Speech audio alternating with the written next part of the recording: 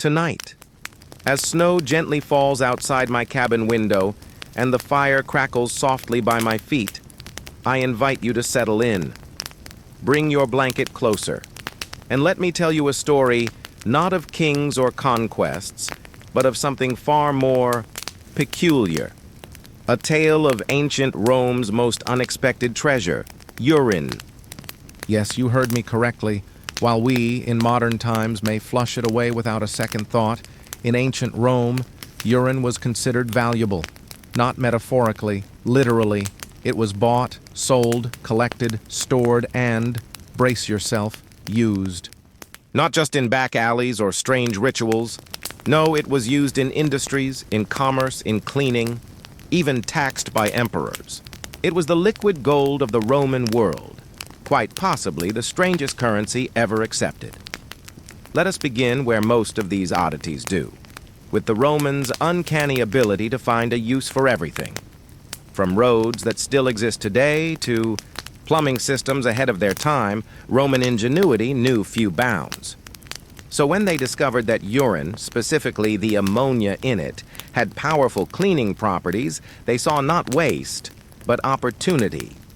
In the bustling streets of Rome, where togas fluttered and gossip echoed through marble forums, there existed a silent economy built on bodily function. That's right, pee had purpose. Whether from humans or animals, fresh or stale, urine was collected and funneled into the great washing system of the empire. But why urine? Well, it turns out that urine, when left to ferment, becomes rich in ammonia, a powerful alkaline compound that acts as a natural degreaser. Ammonia breaks down fats and grime, making it ideal for cleaning cloth, especially the thick white wool togas favored by Roman citizens. Before modern detergents, before bars of soap sat neatly on store shelves, the Romans turned to this pungent liquid to scrub away their stains. Imagine, if you will, a Roman citizen. Let's call him Marcus. He's a man of modest wealth who wears his toga proudly. But as the days wear on, the fabric begins to yellow, to darken with dust and sweat. Where does he go? He visits the Polonica, a Roman laundry facility. And at the Polonica, Marcus's toga is immersed in a solution of water and aged urine. The fullers, those employed to wash clothes, would then tread on the garments with their bare feet, stomping rhythmically in vats of this potent concoction.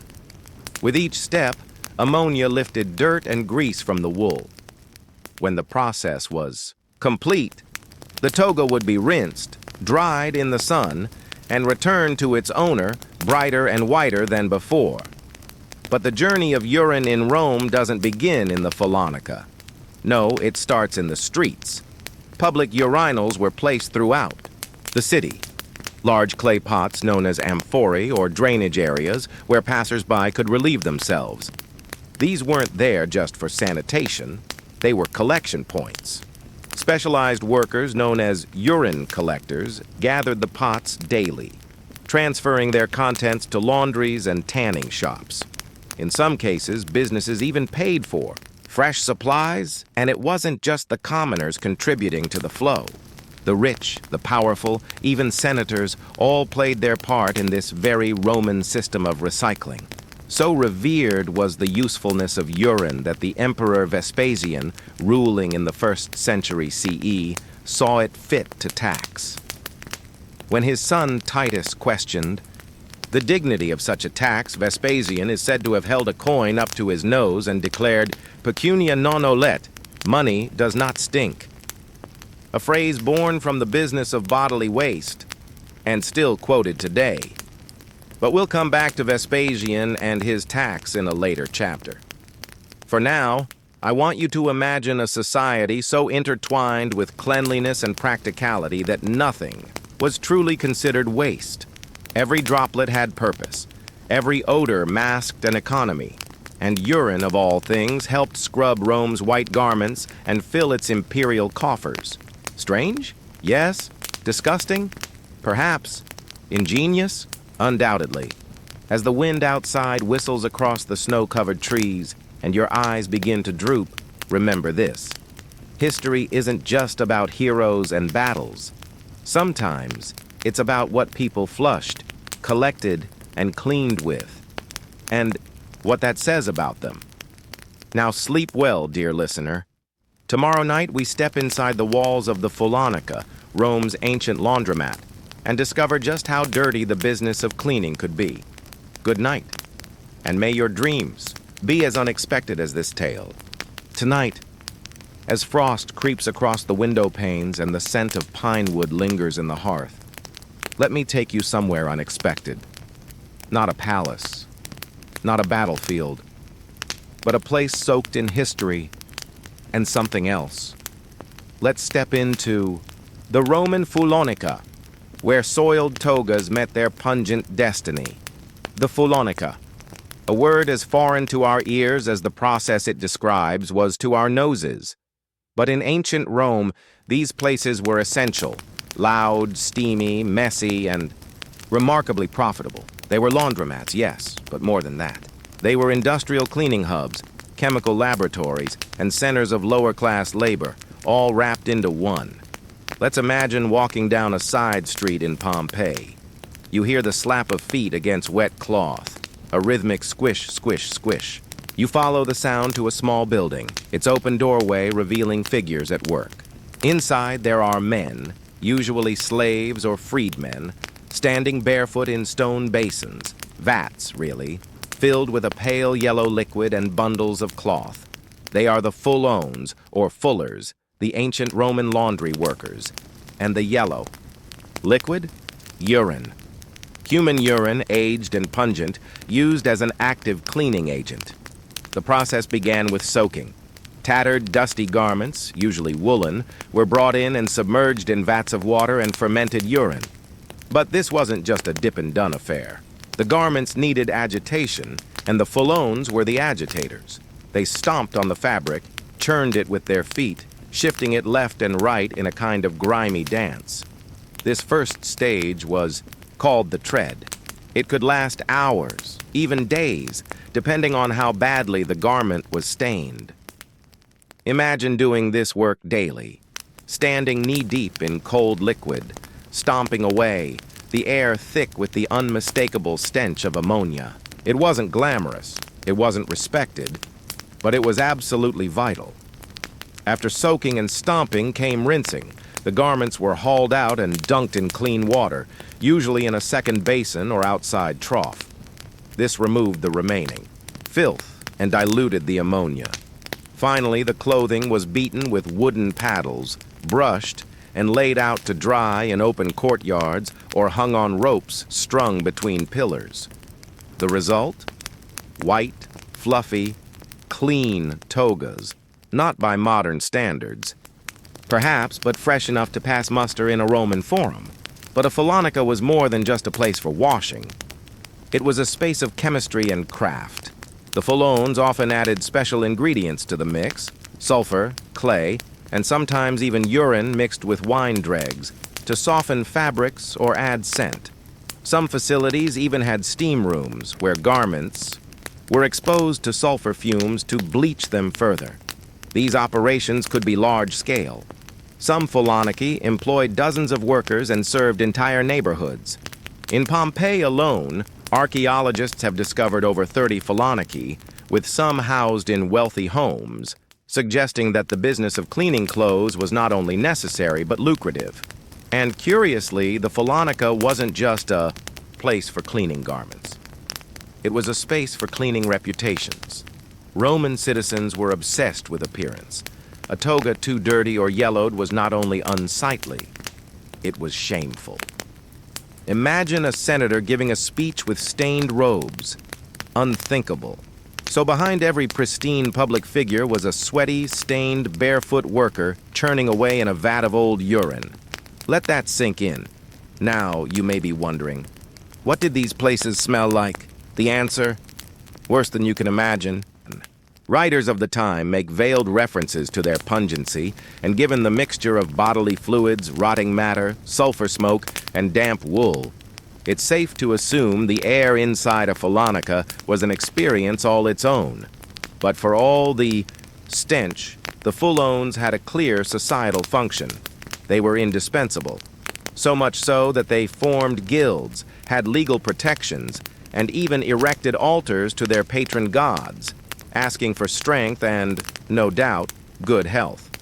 What's perhaps most remarkable is how advanced this system was. The Romans didn't just stumble upon the idea of cleaning clothes. They built infrastructure around it, collected materials for it, regulated it, and monetized it. From the public urinals to the laundries, the empire had created a full cycle, a system in which waste became wealth and filth became function. As the flames in my hearth grow dim and the forest outside rests beneath its white blanket, I invite you to remember this. Sometimes the cleanest societies were built on the dirtiest systems, and the Fulanica, as unpleasant as it may seem, is a testament to the Roman genius for turning even bodily waste into civic virtue. Sleep well, dear listener. Tomorrow night, we'll meet the people who made this system possible, the urine, collectors of ancient Rome, and learn how they quite literally turned pee into pay. Good night, and dream of soft togas and clever trades. Tonight, the world outside is silent. Only the wind whispers through the snowy pines, and the fire here beside me glows warm and gentle. It's the perfect setting to ponder something scientific. Strange, yes, but truly quite clever. Let's unravel how something as humble as urine became the secret weapon of ancient Roman cleanliness. Now, when we think of chemistry today, we imagine glass beakers, lab coats, perhaps a stern teacher scribbling on a whiteboard. But the Romans? They had no such things. What they did have was observation, experimentation, and, well, lots of pee. At the heart of this curious process lies a single potent compound, ammonia. Let's go back to the very beginning, not in Rome, but inside the body. Human urine, fresh from the source, contains a substance called urea. It's mostly water, but urea is the star of our story. When urine is allowed to sit, say in a chamber pot under the bed or a jug in the corner, something magical begins to happen. Not the good kind of magic, mind you. The smelly kind. Bacteria naturally present in the air begin to break down urea through a process called ammonification. Over a few days, urea transforms into ammonia, a colorless gas with a sharp, pungent odor, and that gas dissolves in the liquid, turning the once clear urine into a powerful alkaline solution. Now, why does this matter? Because alkaline substances cut grease. Think of trying to wash an oily pan with water alone. Useless, right? But add dish soap, which is alkaline, and suddenly the grease lifts and slides away. The Romans didn't have palmolive, but they did have ammonia-rich urine. And it worked in much the same way. It dissolved the body oils, sweat, and grime trapped in their heavy woolen togas. To us, this might seem revolting, but to a Roman fuller, this was everyday science. Their laundries, the Fulonici, didn't just function on tradition. They were the result of practical chemistry in action. The more aged the urine, the more potent the ammonia content. In fact, the smellier it was, the better it cleaned. As odd as it sounds, a batch of week-old urine was considered top shelf. We have archaeological records of fullers even heating the urine to accelerate chemical reactions. Heat increases the activity of ammonia, making it an even more efficient degreaser. While they may not have known the term chemical kinetics, the Fulones understood that warm pee worked faster. And what about soap? Well, true bar soap, as we know it, didn't become common until later. The Gauls and Germans had their own versions using animal fat and ash, but in Rome, urine was their soap.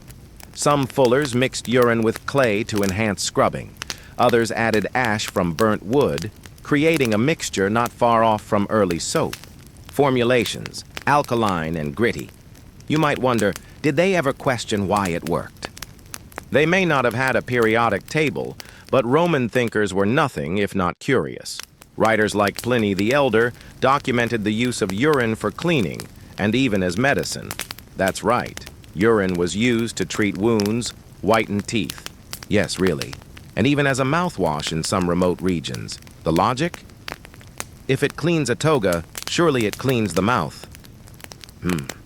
In a strange twist, modern science has confirmed that diluted ammonia remains one of the most effective cleaning agents available. Many household cleaners today still contain it. We spray it on windows, wipe it on countertops, mop floors. With it, all thanks to the same principle the Romans discovered over 2,000 years ago. Let that sink in as you look around your home. That shiny tile, that crystal clear window, cleaned with the same idea that drove men to stomp barefooted in fermented pee. Of course, we now wear gloves and don't store our cleaning agents in clay pots beside the bed.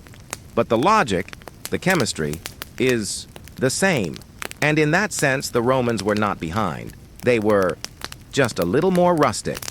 So, as the fire here begins to dim and your eyelids grow heavier, think of Marcus the toga wearer. Think of him dropping off his stained robes at the Polonica, not with dread, but with confidence, knowing that thanks to the science of stink, his garments would return whiter than ever. And remember, in the ancient world, cleanliness wasn't just next to godliness. Sometimes it was soaked in ammonia. Sleep well, dear listener.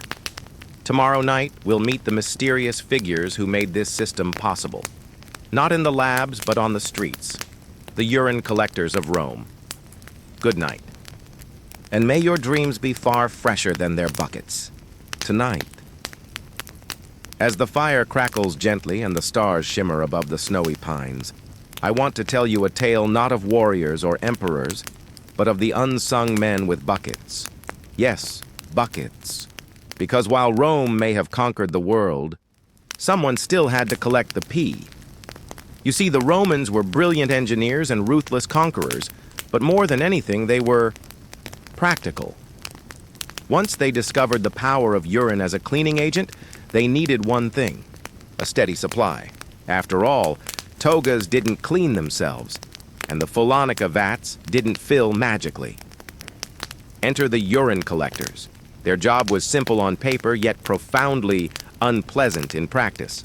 Gather as much human urine as possible and deliver it to where it was needed. Laundries, tanneries, even certain medical practitioners. It was a job of logistics, muscle, and an unshakable nose. Let's begin at the source. In Roman cities, urine was collected in public jars and pots called amphorae or dolium. These weren't toilets in the modern sense. They were open-air containers, placed strategically on street corners, near bathhouses, behind taverns, and sometimes even built into the wall of apartment buildings. People would relieve themselves directly into these pots, often in full view of others. Modesty was different back then. Once the pots were full, and they filled quickly in crowded cities like Rome or Pompeii, the urine collectors would make their rounds. Dressed in simple tunics, pulling carts or shouldering yokes, they lifted the brimming vessels and dumped them into larger transport barrels. Some worked independently. Others were hired by fullers' guilds or tannery owners. A few even worked under municipal contracts, meaning, yes, they were government P-men. Now, imagine their daily life. At dawn, while most of Rome still slumbered, the collectors were already walking alleyways, sloshing buckets, careful not to spill a drop. The streets were slick with rain, refuse, and the sharp scent of ammonia. Stray dogs followed them. Children held their noses and ran away, but they worked on. Once they'd gathered their load, they would head to the laundries where workers eagerly awaited the liquid. Sometimes they were paid by volume. In other cases, they sold to multiple buyers, tanners, launderers, even barbers who used it to bleach hair. And here's where it gets interesting. In 74 CE, Emperor Vespasian imposed the infamous urine tax, vectigal urinae. Suddenly, collecting pee wasn't just a job, it was a taxable transaction. Collectors had to pay a fee to operate, especially if they were selling to businesses. Some passed this cost to buyers. Others found clever ways to hide their routes or underreport their volumes. The tax was so well known that when Vespasian's son Titus mocked the idea of profiting from bodily waste, the emperor held a coin to his nose and said, "Pecunia non olet." Money doesn't stink. But for the collectors, oh, it stank plenty. Socially, they were often looked down upon. Their clothes absorbed the scent. Their hands were permanently stained. Some inns refused them service. Yet, paradoxically, they were also needed. Like the men who cleaned aqueducts or dug sewers, they formed the hidden backbone of Rome's urban ecosystem. There were even family businesses. Fathers trained sons. Roots were passed down. A few clever collectors became wealthy, establishing supply chains across neighborhoods. One inscription found in Ostia Antica even references a man nicknamed Lucius the Fullinarius, perhaps a master collector who made his fortune in, well, fermentation. And though their task was humble, their contribution was enormous. Without them, togas remained yellowed, tanneries fell behind, and the city, built on pride and presentation, lost face. In many ways, they were Rome's unsung janitors, its invisible chemists. So tonight, as the wind tugs gently at the eaves and the fire dims to glowing embers, spare a thought for the men who carried Rome's strangest cargo.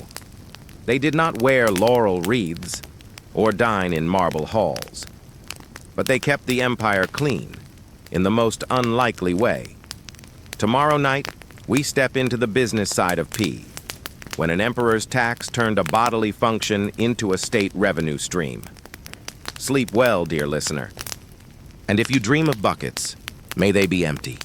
Tonight, as snow blankets the rooftops and the wind plays with the corners of my old red coat, let me share with you a story of public convenience.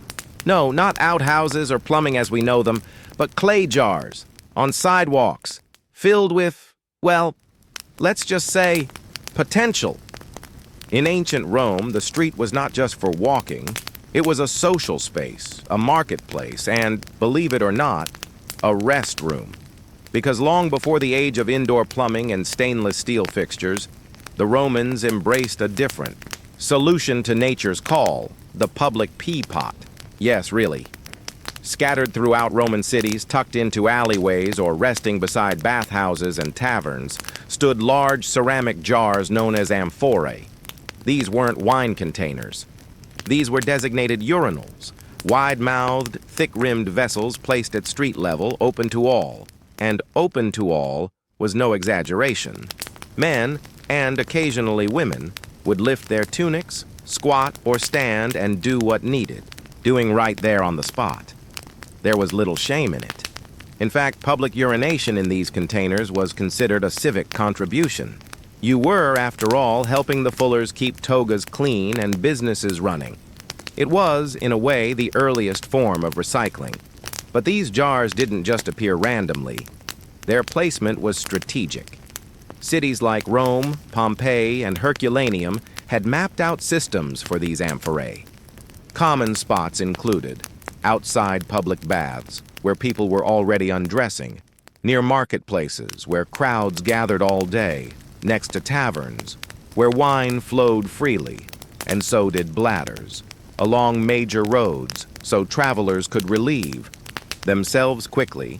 Some larger urinals even had gutters carved into the street, leading to collection channels. Others sat inside niches built into walls, providing a slight measure of privacy and preventing theft of the jars. Yes, pea pots were valuable. The urine collectors we met last night would visit these spots daily, scooping up the contents and hauling them off. It was an unglamorous cycle, but an effective one.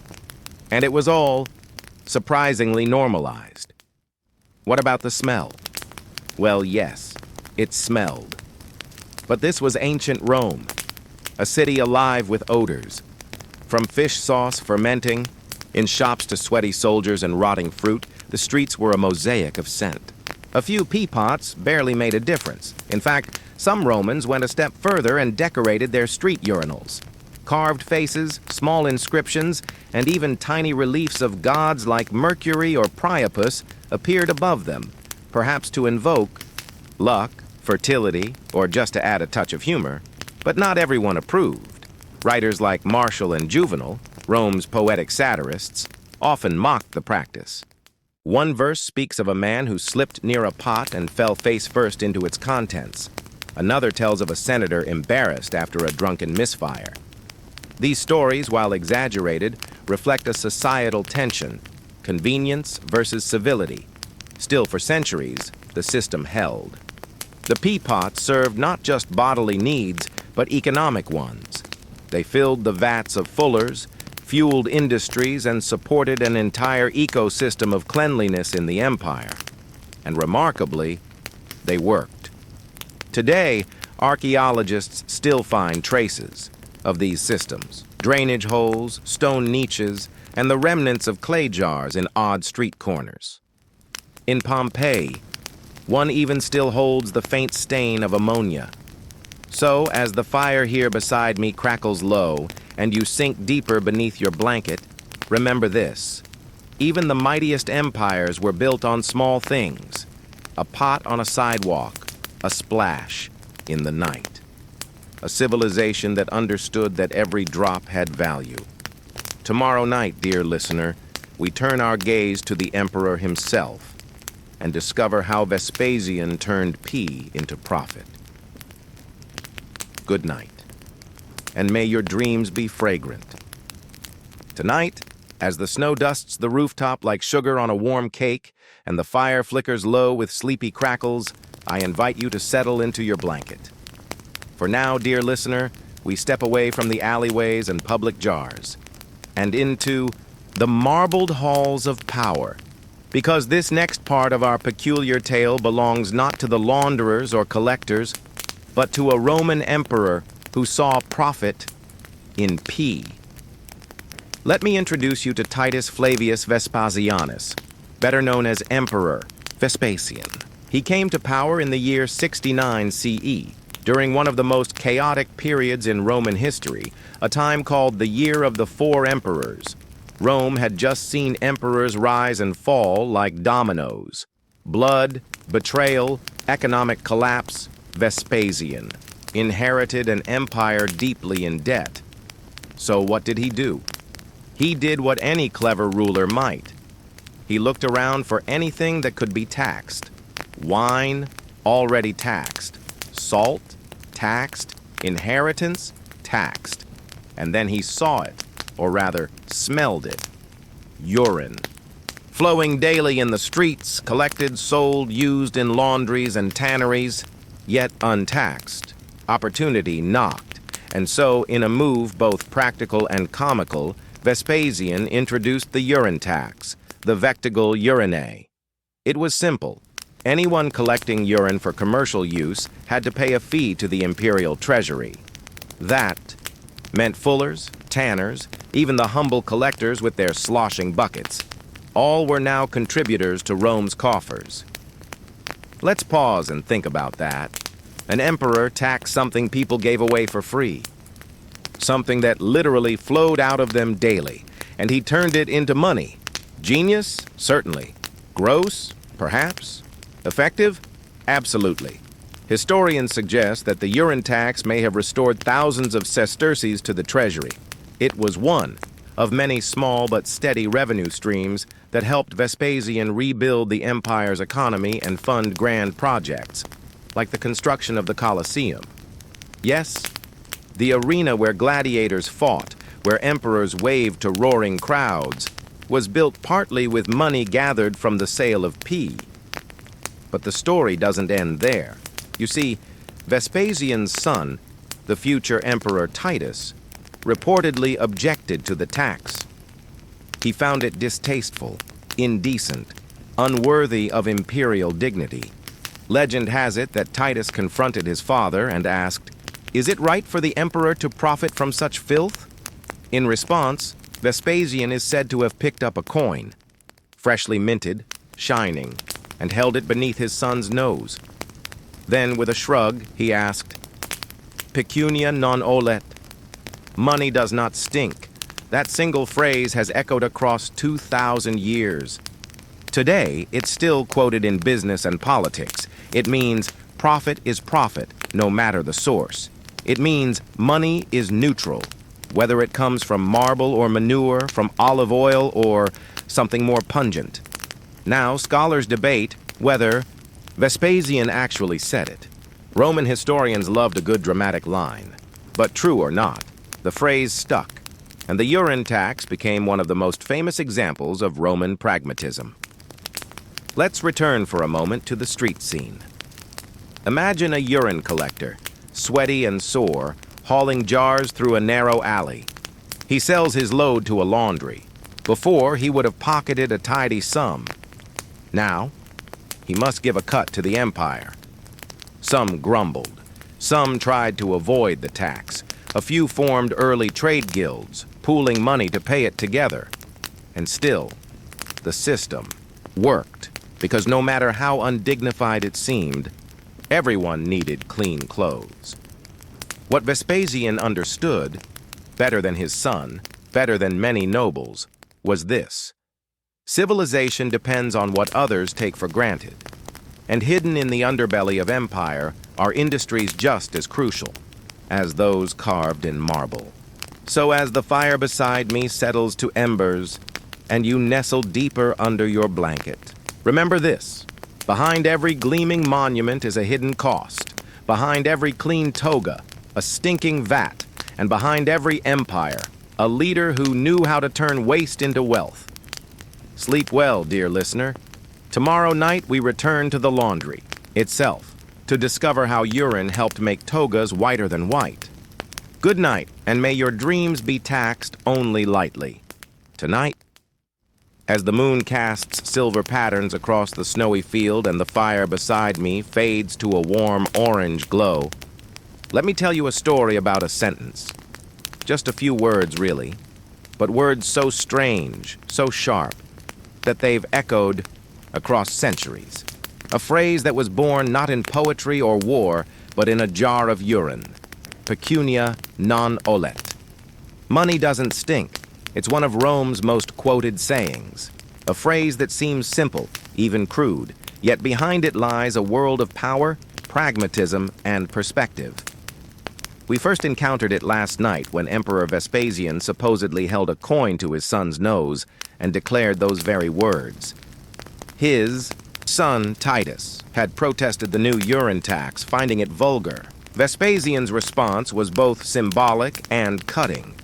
Can you smell the origin of this coin? No? Then what's the problem? But let's dig deeper. Why did this phrase survive when so many others from ancient times were forgotten? It wasn't just witty. It revealed something essential about Roman values, and dare I say, human nature. In ancient Rome, dignity was everything. Senators wore white togas. Statues showed leaders in idealized, heroic poses. Public life was built on honor, cleanliness, grandeur, and yet, the empire ran on the backs of slaves, the filth of the streets, and yes, the collection and resale of bodily waste. The real Rome was messy, noisy, and pungent. It was a world of dualities, marble above, muck below. Vespasian understood this better than most. He came from humble origins, a soldier's son, not a blue-blood patrician. When he rose to power after a bloody civil war, he wasn't interested in polished appearances. He wanted results. Rebuilding Rome's economy meant finding value in places others found disgusting. The urine tax was one such example, not just clever, but emblematic of Vespasian's entire reign. He wasn't afraid to tax the untaxable, and when criticized, he didn't apologize. He explained. His phrase, "money doesn't stink," became more than a defense of a single tax. It became a philosophy, a quiet Roman creed, and it stuck. Writers, from Suetonius to Cassius Dio, recorded the anecdote. It made its way into scrolls, then into medieval manuscripts, and finally into modern languages. Today, you'll still hear it, in courtrooms when lawyers defend ethically gray profits, in boardrooms when investors ask few questions about where returns come from, even in pop culture, used by characters who see the world as a game of gains. But here's the twist. Was Vespasian right? Does money really not stink? In a literal sense, he had a point. Once the urine was collected, sold, taxed, and turned into coins, those coins circulated like any other. A man might buy bread with a coin earned from dung, and the baker would never know. But in a moral sense, the story becomes more complicated. Even in Roman times, some citizens recoiled from this kind of pragmatism. Philosophers argued that how money is earned does matter, that not all profit is clean. Stoics spoke of virtue. Early Christians warned of wealth born from injustice or indignity. And yet, Vespasian's phrase endured. Why? Because perhaps, deep down, we all live with a little Vespasian in us. We know the world isn't always elegant, that value hides in strange places, and that sometimes survival, stability, and success require a bit of stink. Centuries later, public toilets in Italy were named after Vespasian. Even in France, the slang term for urinals is Vespasiennes. A whole empire may fall, its marble crumble, but the man who taxed pee, he lives on at every street corner. And so, dear listener, as you rest your head tonight, think of this. Great ideas don't always come from clean places. Sometimes they rise from the gutters, whispered over vats and jars, carried on coins that no longer smell of their source. Tomorrow night we'll return to those togas and learn how this smelly science made Roman garments whiter than white. Sleep. Well, and if you dream of coins, may they smell of nothing but wisdom. Tonight, as the fire hums softly and the wind brushes snowflakes against the wooden shutters, I want to take you back to Rome, not to its marble forums or chariot races, but to something more delicate, more personal, and surprisingly, more political. Let's talk about the toga. Yes, that sweeping, elegant garment draped across Roman shoulders. It wasn't just clothing, it was identity. And like all important things in Rome, it had to be spotless. For the Romans, especially those of higher class, the toga was a visual declaration. The brighter and whiter it was, the more respect you commanded. It told the world you were clean, civilized, virtuous, even powerful.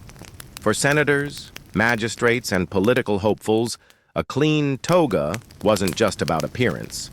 It was a strategy. In fact, the term toga candida, referring to the dazzlingly white togas worn by political candidates, is where we get the modern word candidate.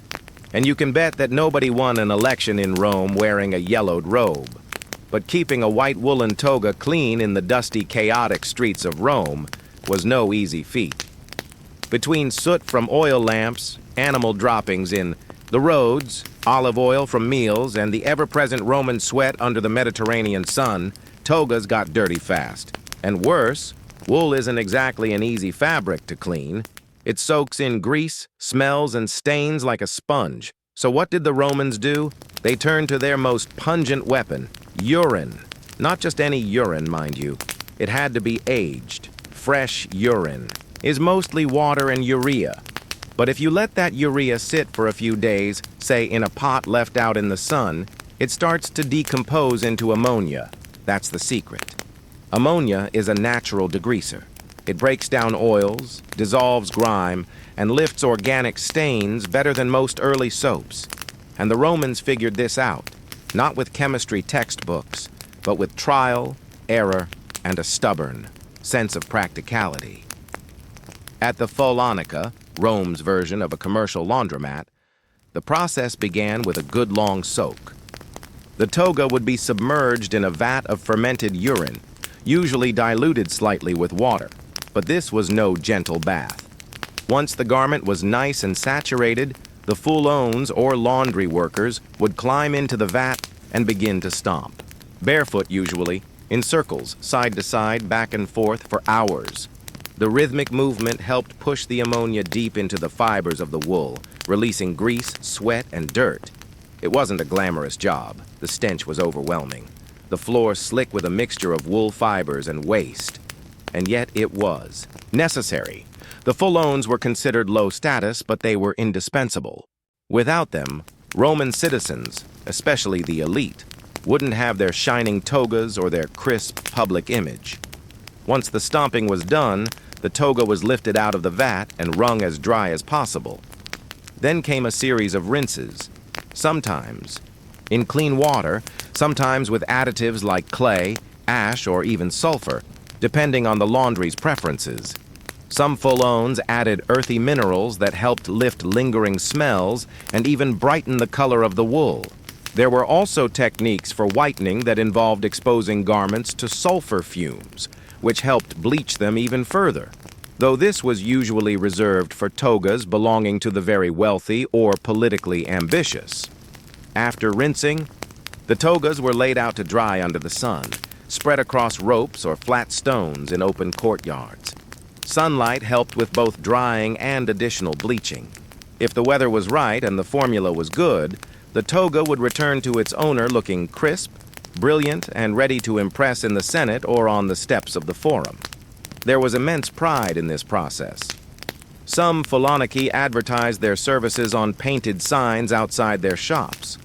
Others carved their names into stone lintels, declaring, "Here garments are returned cleaner than when bought." One particularly ambitious Fulonica owner in Pompeii had a fountain built inside his shop courtyard, a nod to cleanliness, but also a not-so-subtle status symbol. Of course, this whole system relied on one thing: pee, and not just any pee, a constant supply. That's why the Romans set up public collection pots all over the city. People were encouraged to relieve themselves in designated amphorae, knowing that their waste would eventually help clean a magistrate's robe or a bride's wedding tunic. It was an entire civic economy of cleanliness, built on something most of us today flush away without a second thought. And there was competition, too. Certain laundries were known for producing whiter whites than others. Some guarded their urine formulas like trade secrets. Aged for 6 days, 8, add vinegar, heat it slightly. Everyone had their own twist. Some even claimed that goat urine worked better than human, though others said that was nonsense and stuck with the tried and true human blend. What's perhaps most fascinating is how commonplace this was. To us, the idea of stomping in old, urine to clean clothes sounds absurd, disgusting even. But to the Romans, it was just laundry, necessary, ordinary, unremarkable. It was part of the rhythm of daily life. A reminder that for all their temples, aqueducts, and epic poetry, Rome was also a place of sweat, smell, and scrubbing. So tonight, as the fire here crackles lower and your eyes begin to close, I leave you with a thought. For every gleaming statue we see in museums today, there was once a man in a toga standing beside it, clean, confident, and smelling faintly of ammonia. Sleep well, dear listener. Tomorrow night, we'll go deeper into the Fulonica itself to meet the workers, their tools, and the daily lives they led. Because behind every clean robe was a story, and behind every story, a little bit of stink. Good night, and may your dreams be pure, though not necessarily bleach white. Tonight, as the fire here beside me glows low and steady, and the scent of pine wood fades into a soft, embered hush, I'd like to invite you into a place few ever describe in their histories of Rome. Not the Senate, not the gladiators, arena, but somewhere far humbler and far smellier. Tonight, dear listener, we step inside a Roman Fulonica, the ancient world's version of a laundromat. But don't expect coin machines or dryer sheets. Expect buckets, stomping, steam, and the unforgettable squelch of wet wool in fermented urine. The Fulonica, from the Latin fulonis, meaning launderers, was a type of workshop found throughout Roman cities. Some were small, just a couple of tubs and a courtyard. Others, like the one uncovered in Pompeii, were sprawling complexes, with multiple rooms, vats, drying areas, even fountains. But all had one purpose: cleaning clothes, especially the white woolen garments so prized by Roman citizens. As we pass through the open stone doorway of a typical Folonica, we're first met with noise, not voices but movement. The rhythmic splashing of water and slosh of fabric, the wet slap of feet against soaked garments, the creak of wooden paddles used to beat out wrinkles. Over all of it, the air hangs thick with the acrid tang of ammonia and damp wool, a smell that clings to everything. Inside, we find several large stone basins sunken into the floor, often arranged in a row. Each is filled with a murky yellowish liquid, the infamous aged urine mixture. A few workers are in the vats, barefoot, lifting and stomping on bundles of cloth. Their tunics are rolled high, skin glistening from the heat and labor. It's not glamorous work, but there's a kind of rhythm to it, a coordination honed over years. They stomp, they turn, they twist the cloth, almost like dancers in a strange, smelly ballet. To one side, a man ladles warm water into the vats, keeping the temperature up. Warmth increases ammonia's cleaning power. Another man carries full jugs of urine in from the street, collected earlier that morning from amphorae placed in alleyways and outside bathhouses. There is no break in the flow. The business depends on constant movement. Clothes in, stomped, rinsed, wrung, dried, repeat. When the cloth is considered clean, it's lifted out and transferred to the rinsing area, a separate room, sometimes with flowing water or a cistern. Here, workers dunk the cloth repeatedly to remove the ammonia. They use wooden paddles to beat the fabric, helping drive out moisture and straighten the folds. Then comes inspection. A senior fuller, often older, always sharp-eyed, checks for lingering stains. If a piece fails, back into the vat it goes. But getting a toga clean wasn't the end of it. Romans liked their wool softened and brightened. So Fuloniki had additional rooms, finishing stations, you might say. In one, garments were laid flat and dusted with fine clay powder to absorb moisture and odor. In another, they were hung over racks in sealed rooms where sulfur fumes would slowly bleach the fabric. Workers had to be careful. Too much sulfur, and the wool weakened. Too little, and stains remained. Some workshops even added scented oils to garments before delivery. Not unlike ancient fabric softeners, lavender, thyme, or myrtle leaves might be crushed into the rinse water, especially if the client was wealthy or politically important. Reputation mattered. A toga that came out of your shop needed to impress. The Folones themselves came from all walks of life. Many were freedmen, former slaves who earned their liberty and now worked for modest pay. Others were still enslaved, laboring under contract for a wealthy owner. In large Foloniki, there might be dozens of workers, men, teenagers, and sometimes even women, each with their own task, stomping, rinsing, drying, folding, tracking orders. It was physical, repetitive, and hard on the body. But it was also stable, and in a chaotic world that counted for something. Over time, many Folones formed guilds, early trade associations that offered some protection, pricing standards, and even religious rites. They worshipped gods like Minerva, goddess of crafts, and held yearly feasts. In Pompeii, graffiti found on Folonica walls includes drawings of workers feasting, joking, even bragging about their cleanest togas. Their pride was real, their work mattered, and what did the clients think? The upper class, of course, looked down on Folones socially, yet they depended on them completely. No senator would dare enter the forum in a toga tinged with sweat. No bride would stand before her family in a gown that smelled of the street. The fullers were invisible, perhaps, but essential. Even Roman writers acknowledged them. Pliny, the elder, noted the science of fuller work. Martial joked about toga whiteners who made the ugliest candidates look respectable. Juvenal once mocked a man for his toga smelling too fresh, suggesting he'd just bought the Folonica's favor before Election Day. Like all good tradesmen, the fullers knew their influence. As you listen now, nestled in warmth and quiet, imagine the other side of Roman glory. Not the marble steps, but the splash of water on stone. Not the polished statue, but the man who scrubbed his tunic in the back courtyard. Civilization, after all, is not only built by generals and philosophers, it is maintained daily by people with sore feet, strong arms, and a nose immune to ammonia. So tonight, sleep gently, dear listener. And if you dream, perhaps dream of rhythm, the tread of bare feet in soapy liquid, the steady slosh of the Roman Phalanca, and the quiet pride of those who kept a mighty empire. Clean. Good night. Tomorrow night, we meet the most peculiar job of all, the ones who stomped in pee for a living. Tonight.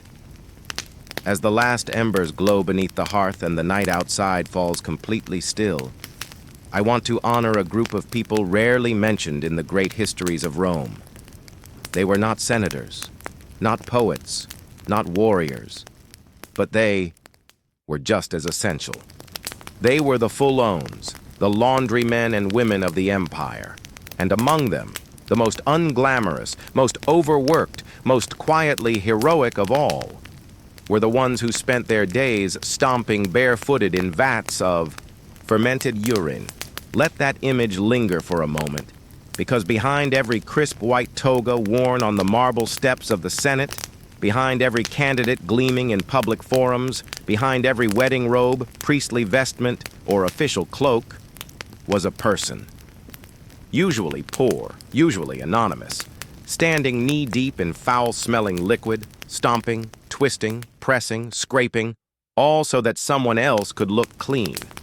The Romans didn't invent laundry, but they professionalized it, industrialized it. And at the heart of that system were the foot treaders. They weren't called by name in most records. They left behind no scrolls or poetry. But archaeology gives us a glimpse into their world. The stained stone floors, the splash marks on workshop walls, the worn footprints near vats. These people worked long hours in heat and stench, day in and day out. Let's imagine one of them. A young man named Lucius, perhaps once a slave, now a freedman. He arrives before dawn at the Phalanca. His clothes are simple, a short tunic tied at the waist. No sandals. They would only get soaked. His feet are hardened. The soles calloused from months, maybe years, of stomping. He nods to the others. A few are older. One has a permanent cough. Another limps. But no one complains. Complaining is wasted breath here. Lucius lowers himself into the vat. The liquid is already warm, left to ferment overnight. The smell hits instantly, as it always does. He no longer gags. The body adapts. He takes the first toga, bunches it under his feet, and begins to tread. Step, press, turn, step, press, twist. The wool resists at first, but then softens. His weight pushes ammonia into the fibers. Sweat trickles down his back. The floor is slick. Another worker nearby hums an old tune, something from the countryside. Hours pass. No clocks. Only the movement of light through the high windows. The task is monotonous, physical, but not mindless. If Lucius stomps too hard, he could damage the wool too gently, and the grime stays in. It's a delicate balance, like kneading dough that bites back. Breaks are brief. Lunch is bread soaked in oil, sometimes a fig if he's lucky. Then it's back in the vat. By afternoon, the skin on his feet is wrinkled and red. His legs ache. His nose, despite all these years, still registers the occasional wave of rot. But the worst part is the cold. In summer, the heat was brutal. In winter, the cold seeps into his bones. Still, he stomps. And yet, there is a strange dignity here. Lucius knows that his work matters. Not just economically, but culturally. Clean garments are a point of pride in Rome. Appearance is everything. He's part of the invisible machinery that keeps the empire polished. He doesn't receive thanks, but he sees the garments afterward, the same ones he stomped, now bright, crisp, folded on marble counters, claimed by men who speak in loud voices and walk as if the world were made for them. He watches them leave and thinks, that white? That came from me. Some Phalanike built a culture of camaraderie. Workers joked, competed, shared tips on how to treat different types of stains. They gave each other nicknames. The big-footed one, the silent one, the fast stomper. The one who once kicked over a vat in front of a client and turned the entire courtyard yellow. They were poor, yes, but not miserable. Not always. They found moments of joy in the repetition. Songs, pranks, a cup of watered wine after a long day. But health problems were real. Constant exposure to ammonia burned the skin, especially the eyes and feet. Some lost toenails. Others suffered chronic rashes or developed breathing issues. There was no protective gear, no gloves, no masks, just bare feet, bare hands, and a city that never stopped sending them dirty laundry. What did society think of them? They were tolerated, needed but not respected, too lowly to honor, too essential to ignore. They lived in the gray zone between visibility and shame. Yet some became master fullers, overseeing crews, managing accounts, even owning their own workshops. A few became wealthy enough to sponsor temples or engrave their names on civic buildings. Others simply worked until they couldn't, then passed the trade down to sons, nephews, neighbors, and so the cycle continued. From generation to generation, the Fullers stomped. They stomped through the rise and fall of emperors, through plagues, famines, weddings, funerals, through the building of the Colosseum and the burning of Rome. While the world turned its gaze to politics and poetry, they stomped in the background, feet red, lungs sore, arms heavy, keeping the togas white. As the fire here dims to quiet coals and your breathing slows, remember this. Every empire is built on more than stone and steel. It is built on labor, on bodies, on those who endure the worst so others can appear there. Best. Sleep well tonight, dear listener. And tomorrow, when we return, we'll explore what fashion and filth meant to Rome, and why cleanliness above all was a statement of class. Good night, and may your dreams walk gently far from the vats. Tonight, as the fire here beside me dances its last golden flickers and the world outside slows into stillness, I want to speak not of emperors or wars, but of something far more delicate and far more deceptive. Let's talk about cleanliness, about how ancient Romans turned the act of washing clothes into a powerful display of wealth, morality, and identity. In Rome, appearances mattered more than almost anything else. You could be cunning, cruel, even corrupt. But as long as you looked clean, smelled fresh, and wore white, you were respectable. This was not simply vanity. It was a kind of social armor. Dirt and odor in the Roman imagination belonged to the poor. Cleanliness belonged to the elite. And at the center of that obsession stood the toga. The toga was more than just a robe. It was a statement, a citizen's badge, a symbol of Roman virtue. Its color, texture, and cleanliness could affect how others treated you. The toga candida, the purest white version, was worn by political candidates and priests. But even everyday citizens took great care to ensure their garments, tunics, cloaks, even underlayers, were spotless. But remember, this was ancient Rome. There were no washing machines, no scented detergent, no laundry baskets with dryer, sheets tucked inside. There was dust on every road, smoke in every alley, sweat on every body. Soap existed, but it was rare and crude. Most people relied on the fullers, and on urine, to keep their garments clean. In this world, laundry became a class divider. The wealthy sent their garments out for cleaning regularly. Some had contracts with Fulanikai. Others kept private. Slaves trained in washing techniques. They could afford additives like sulfur, clay, and perfumes to enhance the whiteness and remove odors. A fresh pressed tunic signaled not just wealth, but leisure. It meant you didn't work with your hands. You didn't carry things. You didn't sweat in the sun. You were above the grime of life.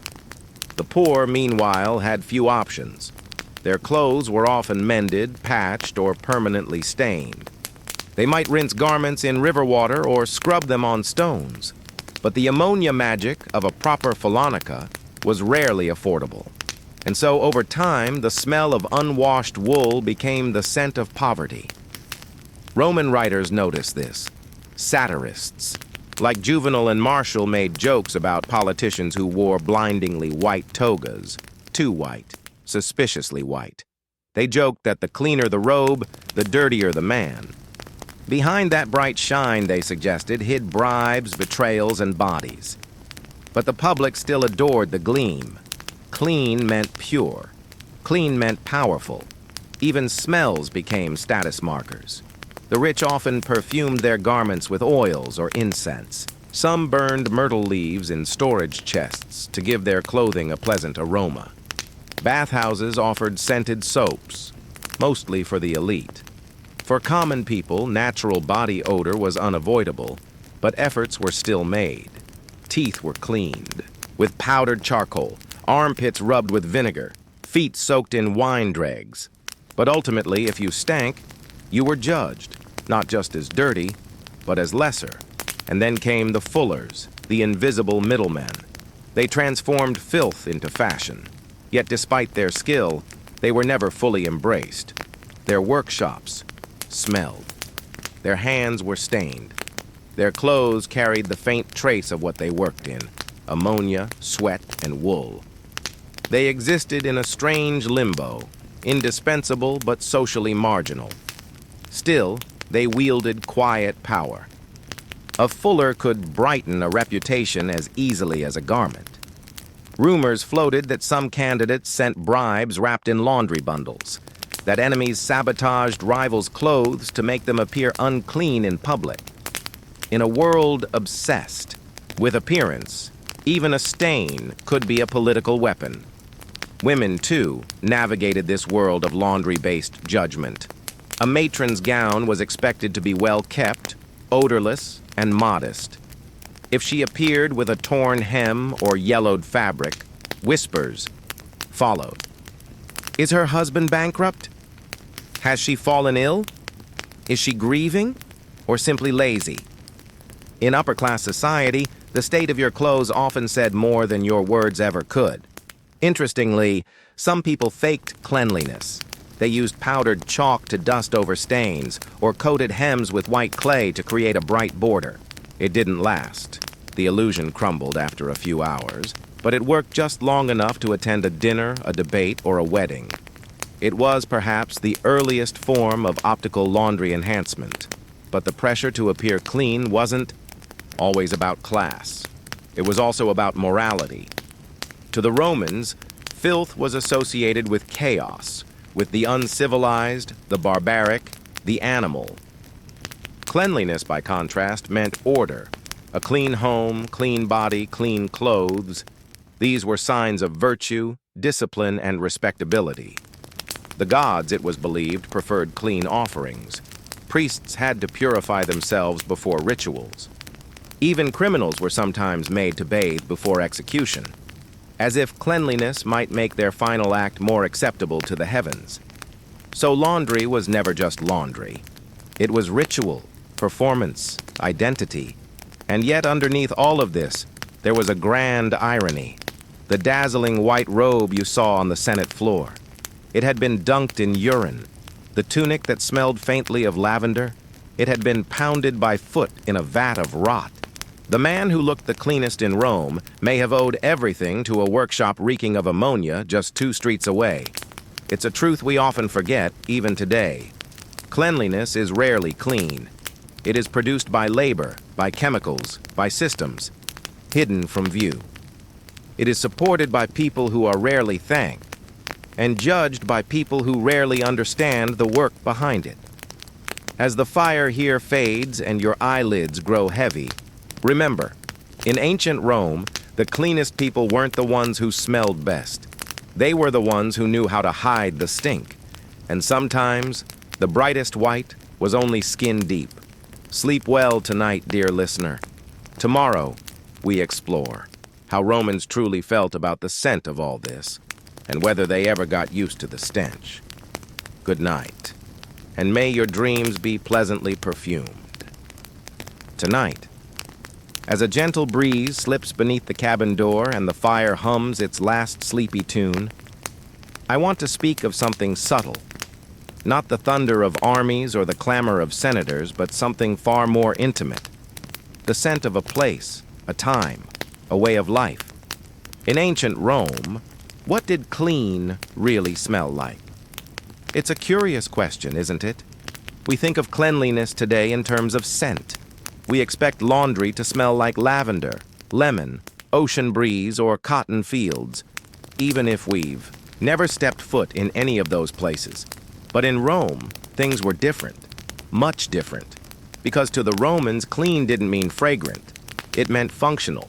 It meant free from dirt, oil, and social shame, not free from odor. Let's begin with the most central fact. Roman laundry was cleaned with urine. As we've explored, this wasn't just accepted, it was normal, necessary, and in many ways respected.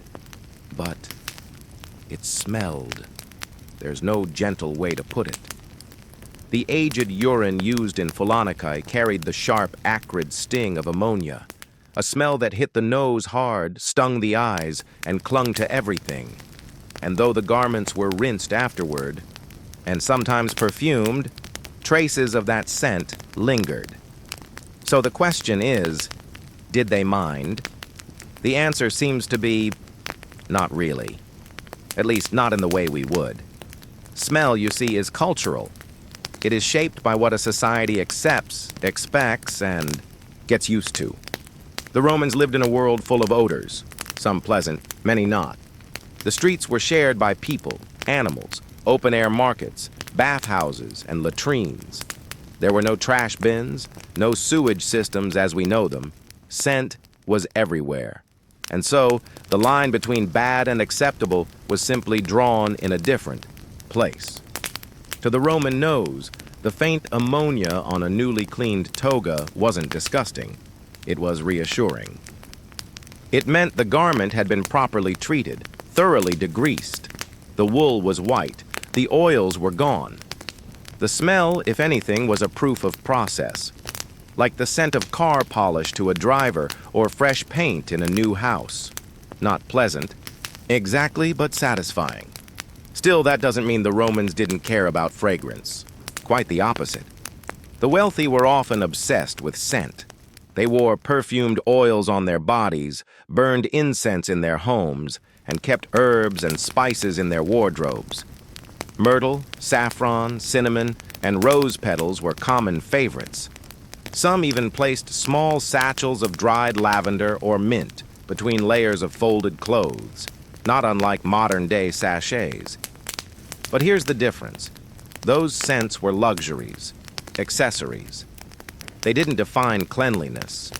They elevated it. A person could still be considered clean, dignified, and well-kept without smelling like flowers.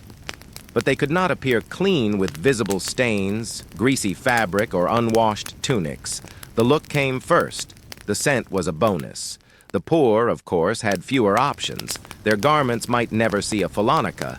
Their tunics were washed in rivers or streams, hung to dry in alleys, beaten against stones. Scented oils were out of reach. They relied instead on vinegar washes or occasionally rubbed leaves over their skin before public appearances. Some chewed herbs to freshen their breath. But the truth remained. If you smelled too strongly of sweat, of livestock, of street, you were judged. Odor, over time, became a proxy for poverty. Ironically, too much fragrance could also draw suspicion. Roman satirists often mocked men who wore exotic perfumes, accusing them of vanity, softness, even moral weakness. A man who smelled too sweet might be hiding something. A woman who perfumed her robes too heavily might be signaling seduction. Scent had power, but like all power in Rome, it had to be measured. So, we return to the question, what did clean smell like? The answer, most likely, was neutral. A freshly laundered Roman garment, especially one from a Follonica, probably carried a mild scent of wool, sun, and a faint trace of ammonia. Maybe a whisper of clay or sulfur if it had been bleached. If the client was wealthy, perhaps a hint of lavender or myrtle, but never floral like modern fabric softeners. Never fruity, and rarely truly odorless. And did they mind the smell of Foloniki themselves? That's harder to answer. Certainly some did. The Roman poet Martial joked about the smell of togas being clean enough to kill a mouse. Pliny the Elder, ever the observer, described the pungency of ammonia as both useful and penetrating. But most citizens seem to have accepted the stink of a Follonica the same way we accept the chemical tang of a dry cleaner or the bleachy haze of a public pool. Unpleasant, yes, but expected. What mattered more was that the garment looked clean. Whiteness was proof. Brightness was virtue. The toga didn't have to smell like roses, and it had to gleam like snow. And that, perhaps, is the most Roman thing of all. Substance through image. A city where marble buildings hid cracked foundations, where public baths masked private politics, where the cleanest garments were bathed in filth to achieve their glow. So tonight, as you drift off to sleep, surrounded by the soft scent of your own world, soap, firewood, maybe even fresh sheets, remember that in another age, another place, the scent of clean was sharp, strange, and utterly Roman. Tomorrow night, dear listener, we'll follow the P beyond laundry, into tanneries, dye shops, even strange prescriptions of ancient medicine. Good night, and may your dreams be scented only by stories. Tonight, as the wind curls around the cabin like an old lullaby and the hearth glows with its last golden breath, I'd like to take you beyond the laundry vats. We've spent many nights walking the streets of Rome, watching togas being stomped in urine and lifted back to life. But that wasn't the end of Rome's relationship with this peculiar liquid. Oh no. For the ancient Romans, urine was more than just a cleaning agent. It was a tool, strange, sharp, useful, and it found its way into the most unexpected corners of daily life. Let us begin in a place far from marble forums and white togas, the tannery, to tan leather, to turn the tough, raw hide of an animal into something soft, wearable, and durable. Romans relied on a multi-step chemical process. One of the most important steps? Soaking the hides in urine. Freshly skinned animal hides are thick, stiff, and coated with blood, fat, and hair. To prepare them, tanners would soak them in large vats of urine, often aged, for several days.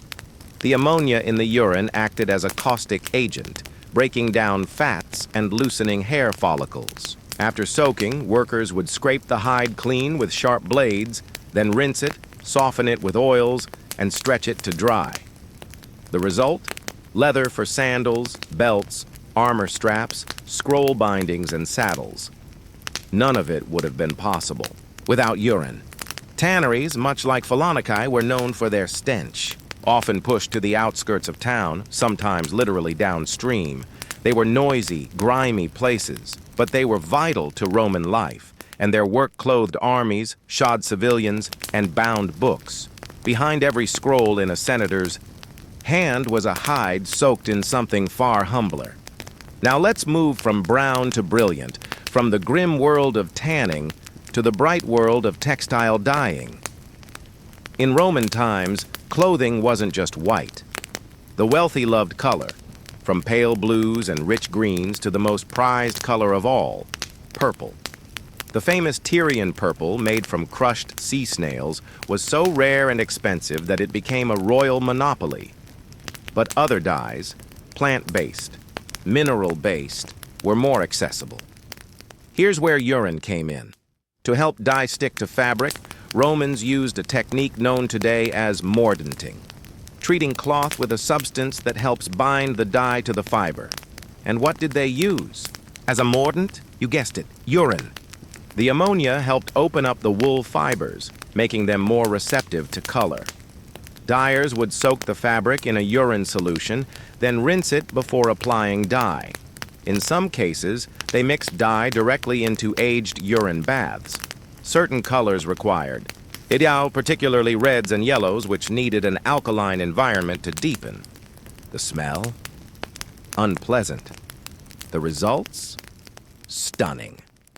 And so Rome's most vibrant garments were brought to life in baths of decay and brilliance. The bride's crimson shawl, the nobleman's green-trimmed cloak, even flags, curtains, and military banners. Many of them passed through piss before pigment. But perhaps the most surprising use of all was not for clothes or leather, but for teeth. Yes, dear listener, the Romans used urine in dentistry, not drilling or filling, of course, but for whitening. Several Roman authors, including Pliny the Elder and Catullus, reference the use of urine, especially Portuguese urine, as a mouthwash. That's right. Some Romans believed that rinsing with aged ammoniacal urine whitened the teeth and freshened the breath. Now to us, this may seem horrifying. And yes, even back then, it was a bit controversial. Some writers mocked the practice. Catullus, in one poem, sneers at a rival with blinding white teeth and says, "You must rinse with Spanish pea every morning," but others swore by it. The science, oddly enough, is not entirely wrong. Ammonia is a disinfectant and a mild bleaching agent. It can help remove surface stains. But the cost, social, olfactory, and perhaps psychological. Still, to some, the promise of a dazzling smile was worth the sting. And urine didn't stop there. It was used in medicine as well. Roman doctors applied it to wounds, rashes, and insect bites. Some drank it as a cure for internal ailments, usually animal urine, but sometimes human. It was believed to cleanse the humors, a cornerstone of ancient medicine. Athletes rubbed it on bruises. Housewives used it to scrub the floor. Children were told it could cure acne. It was, in many ways, the WD-40 of the ancient world. A universal fix, passed from bucket to bucket, trade to trade. Of course, not everyone loved the smell. And over time, as perfumes and soaps became more accessible, these practices faded. But for centuries, urine was a central, accepted part of Roman life. Not a joke, not a secret, a resource. So tonight, as the fire whispers its last sparks and you lie beneath soft blankets, remember? Even the most elegant civilizations have their hidden tools. The bright colors, soft leather, polished sandals, and white teeth of Rome. They all shared one quiet, pungent ingredient. And if ever you feel unremarkable, think of this. A liquid everyone produces, without effort or thought, once fueled. Empires. Perhaps the most valuable things are the ones we overlook. Tomorrow night we move into the realm of ancient medicine and ask, could pee actually heal? Good night, dear listener, and may your dreams be strangely brilliant tonight. As the moon casts its quiet glow upon the snowy trees, and the fire here beside me breathes in soft, steady rhythms, I'd like to invite you to consider a peculiar thought.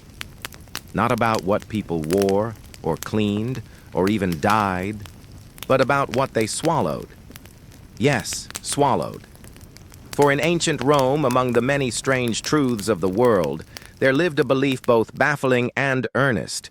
Urine could heal you. It sounds like something out of satire. But to the Romans, and indeed to many ancient civilizations, urine was more than waste. It was a substance of power, warm, sterile at first, and, in the right hands, medicinal. Physicians, philosophers, and everyday people used it in ways that might make us cringe today. yet they did so with confidence. Let us begin with the most startling of all, drinking urine. This practice, while rare and certainly not universal, was not entirely taboo. Some Roman medical texts, particularly those influenced by Greek traditions, speak of urine as a remedy for internal imbalances. According to the theory of the four humors, blood, phlegm, yellow bile, and black bile, illness came from these fluids falling out of harmony. Urine, as an excretion tied to the kidneys and digestion, was believed to reflect this internal state, and in some cases, to restore it. In Pliny the Elder's Natural History, a vast and colorful encyclopedia of Roman knowledge, he notes that urine, especially the first stream of the morning, was used to treat ulcers, burns, and even fevers. Notably, he recommends it for cases where conventional ointments failed.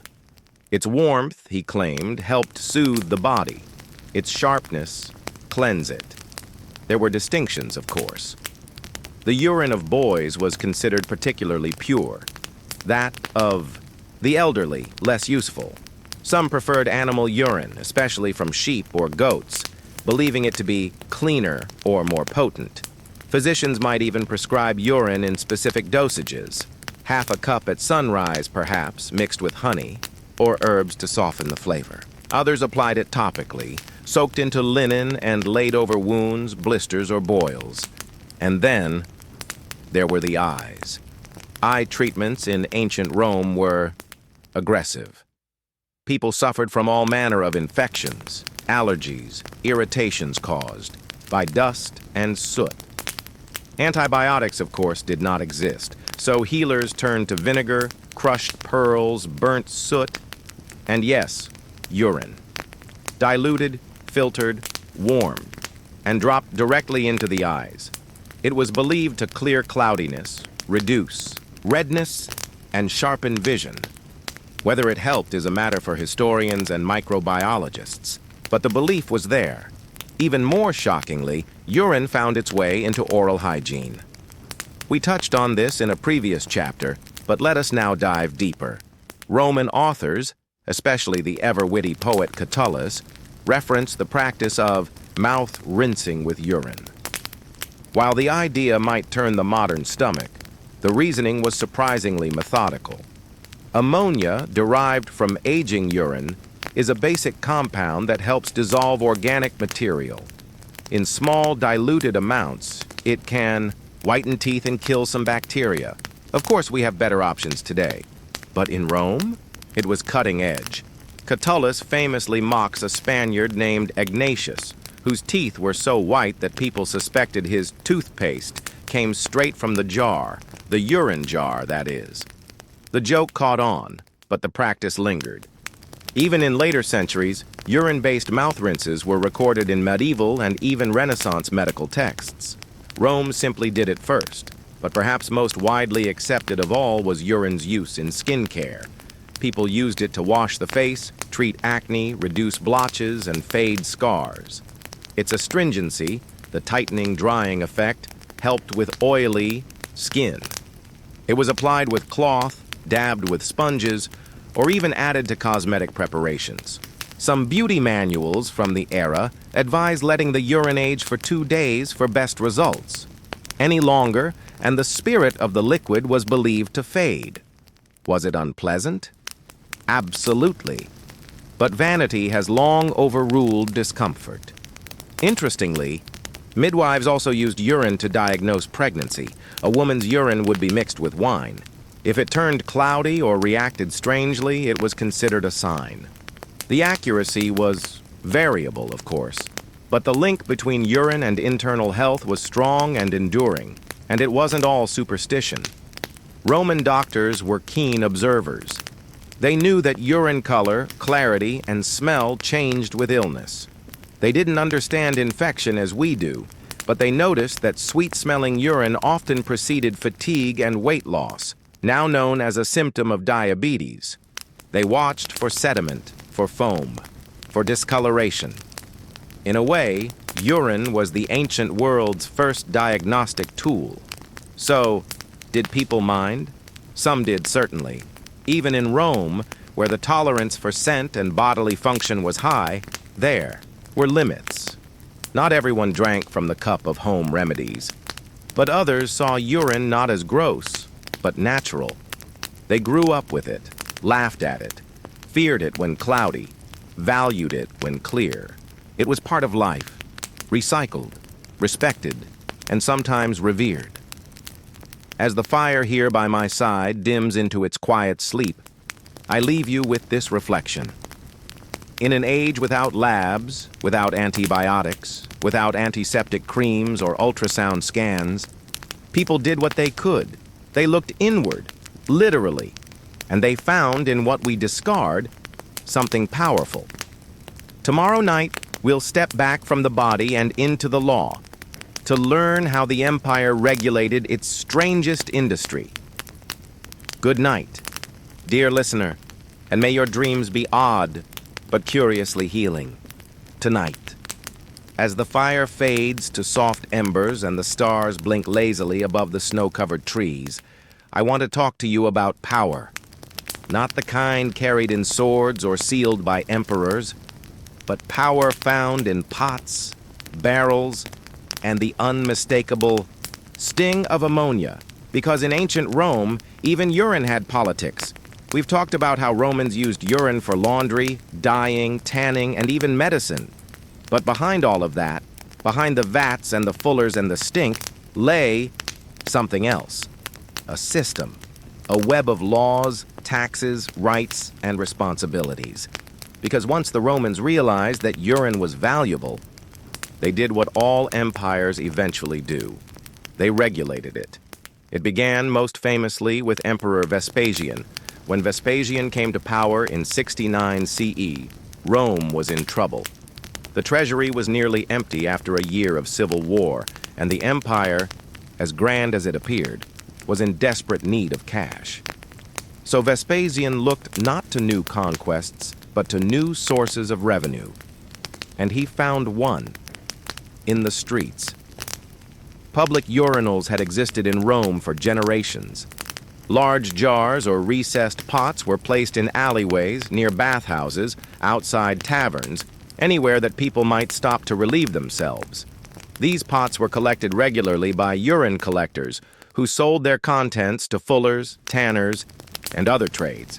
But up to that point, it had been a free-flowing economy, so to speak. So Vespasian changed that. He imposed a new tax, the vectigal urinae, literally, the urine levy.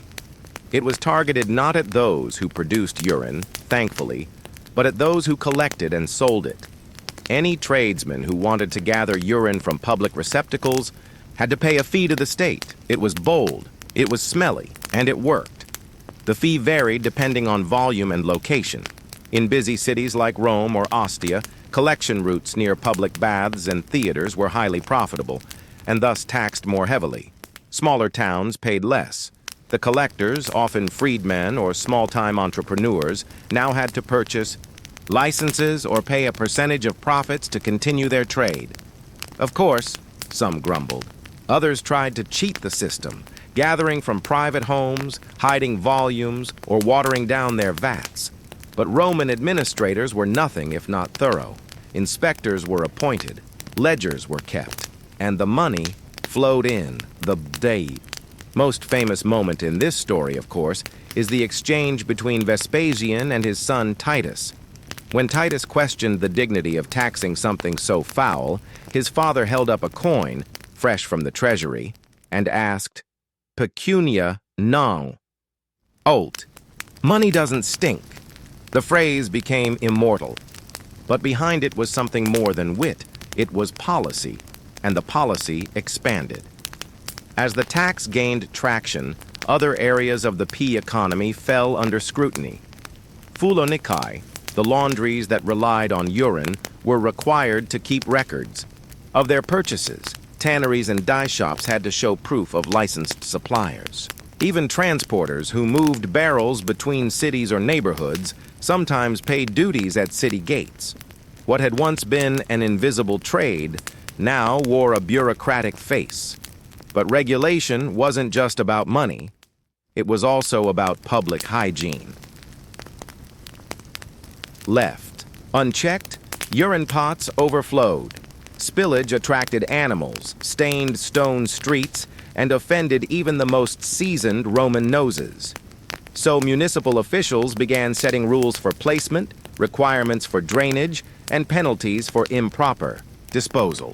A tavern that dumped excess urine into a public fountain could be fined, or worse, lose its license. Some scholars believe that collection schedules were enforced in busier neighborhoods. A collector who delayed his rounds too long risked both legal trouble and the wrath of a urine-soaked street. And while we have no evidence of pee patrols, it's not hard to imagine an unlucky slave tasked with checking jars before dawn. There were also guilds.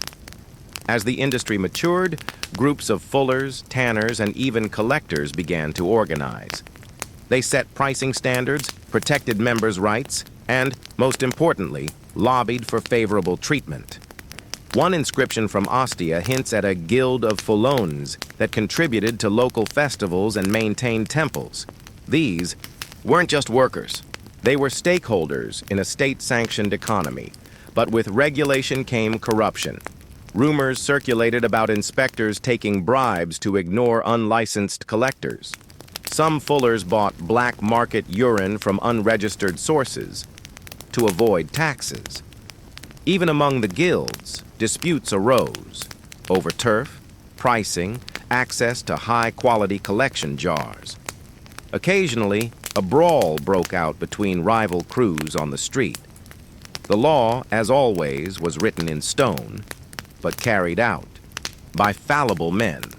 And yet, despite all the odor and oversight, the system endured, because in the end, everyone needed what it produced. The senators in their white togas, the soldiers with their leather sandals, the matrons in their dyed tunics, even the emperor himself. Urine helped power industries maintain appearances and, most ironically of all, fill the treasury that paid for Rome's glorious marble monuments. It was, in every sense, a regulated resource. So tonight, as the fire here by my feet fades to flickers, and the winter air brushes softly against the window panes, remember this. Even the most refined societies are built on messy systems. Even the grandest cities depend on things we'd rather not think about. Rome's strength lay not just in its legions or laws, but in its ability to turn the unpleasant into the profitable and the discarded into the indispensable. Sleep well. Dear listener, tomorrow we meet the unlikely heroes of the guilds, the fullers who turned smelly work into solid wealth. Good night, and may your dreams be well regulated. Tonight, as the fire breathes its last gentle warmth and the night wraps around us like a woolen cloak, I want to speak of something rarely honored, yet utterly vital. A paradox at the heart of civilization.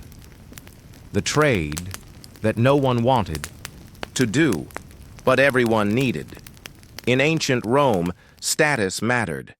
It was stitched into your clothing, carved into your tombstone, and heard in your accent. Occupations were more than jobs. They were identities. And among all the trades and crafts that fueled the empire, none sat more uncomfortably at the crossroads of necessity and shame than those who dealt in dirt, dye, and decay. The fullones. We've spoken at length about what fullers did. Washing. Garments in aged urine, beating wool with paddles, stomping barefoot in vats that reeked of ammonia. Their work was essential.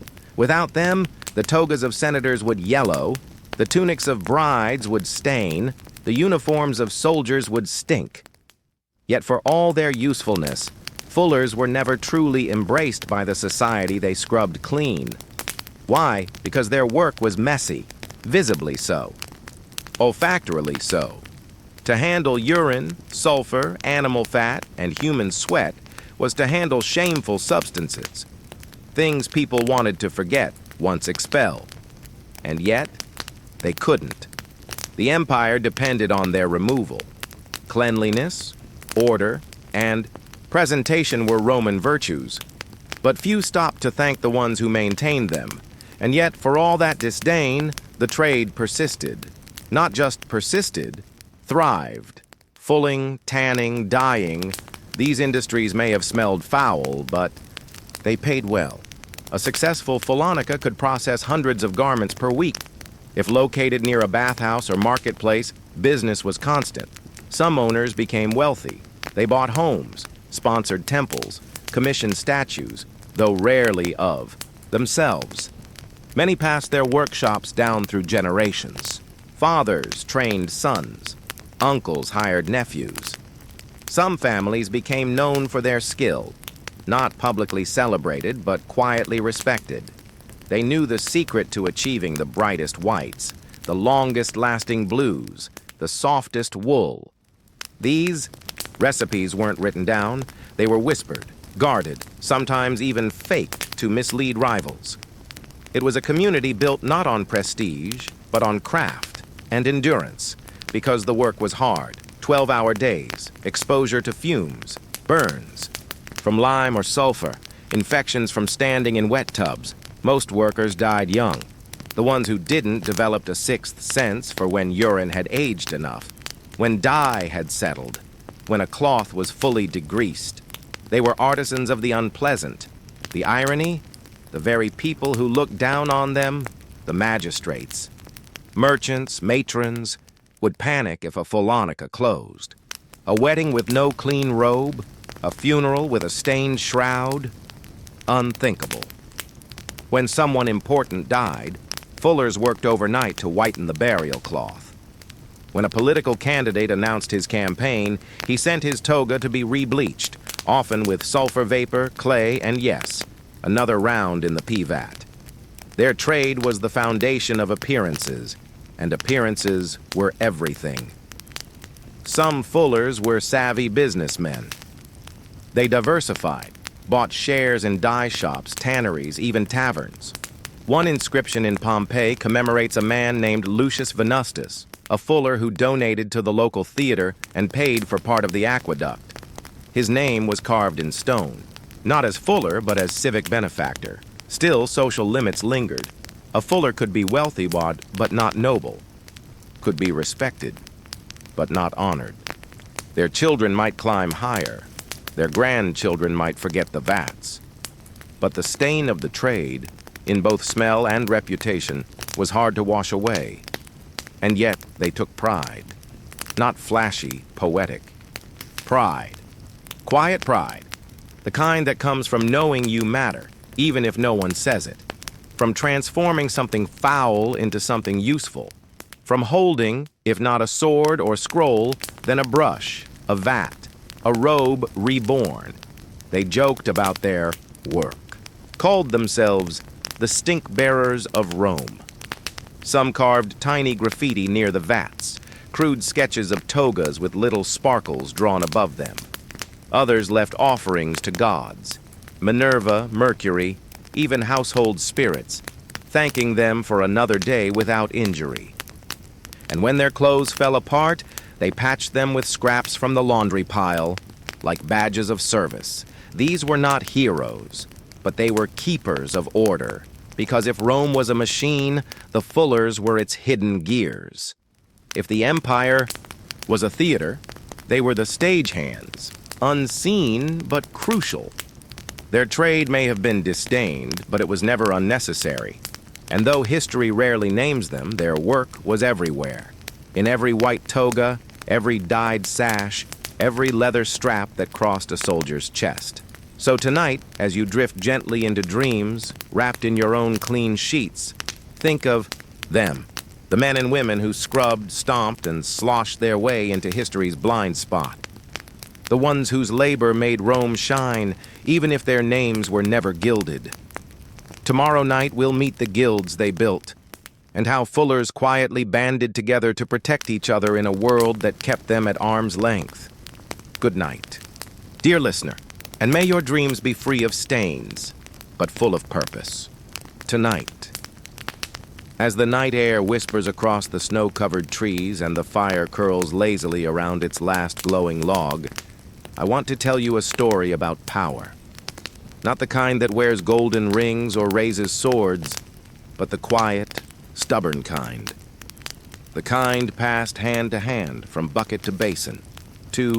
This is the story of the Fuller's Guild, the Brotherhood of the Stink, the secret society of soap, the men and women who scrubbed their way into Rome's economic bloodstream. In a world where class was destiny and birth dictated opportunity, few professions allowed for mobility, but the laundry trade, foul-smelling, physically brutal, socially low, held a secret. It could make you rich. And to protect that secret, those who worked in it formed guilds. Let's step into one such guild, in a city like Pompeii or Ostia. At first glance, it's not much. A gathering of workers in soot-stained tunics, leaning against vats or squatting, beside baskets of cloth. But look closer, and you'll see structure. There's an order to who speaks, who commands, who sets the prices and assigns the work. There are rules, unspoken but enforced. A newcomer must prove their skill. A member who steals clients is cast out. Recipes for brightening wool or softening leather are whispered only among trusted hands. This is the corpus fullonum, the collective body of fullers. In Latin, corpus meant not only a body, but an organization, a union of people united by trade and purpose. These guilds existed across the empire, though most of our records come from cities like Pompeii, where volcanic ash preserved every crack and carving. Guilds did many things. First, they protected pricing. A guild could set standard fees for washing, pressing, bleaching, or dyeing. This prevented undercutting, stabilized income, and ensured a kind of respect, or at least predictability, from customers. If a fuller tried to poach clients by charging less, the guild might fine him, or worse, banish him from the communal vats. Second, they trained apprentices. A young man, or occasionally a woman, might start by sweeping floors or carrying jugs of urine, but over time they'd learn the craft: how long to ferment, how hot to steam, when to rinse, how to fold. It took years to master. The guild oversaw this journey, pairing novices with elders, sometimes even sponsoring their tools. Third, they provided mutual aid. If a member fell ill, the guild might send help. If he died, they might bury him. No small thing in a world where funerals were expensive and social death often followed physical death. Some guilds kept funds, a rudimentary insurance pool, to cover such needs. Others shared meals during festivals or hosted banquets honoring their patron deities.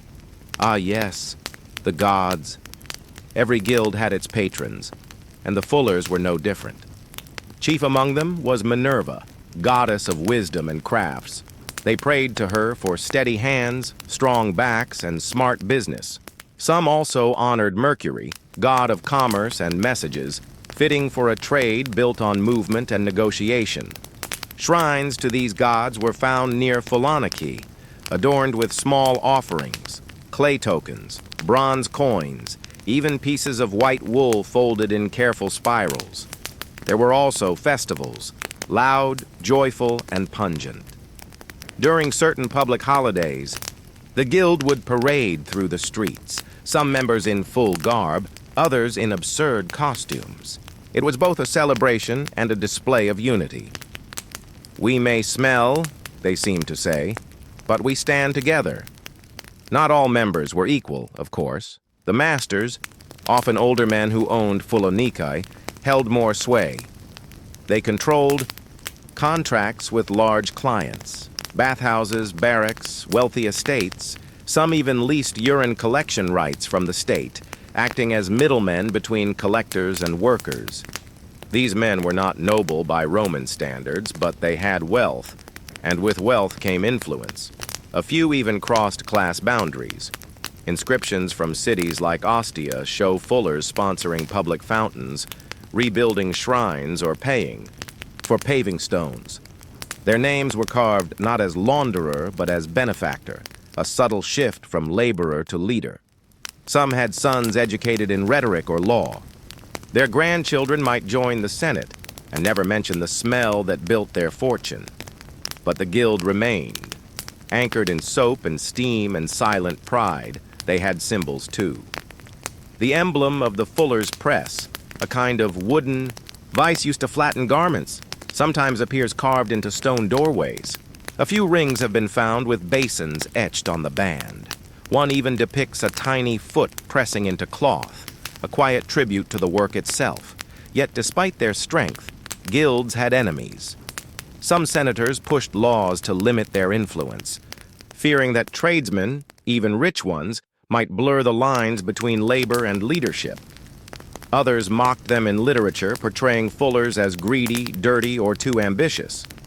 But the guilds endured.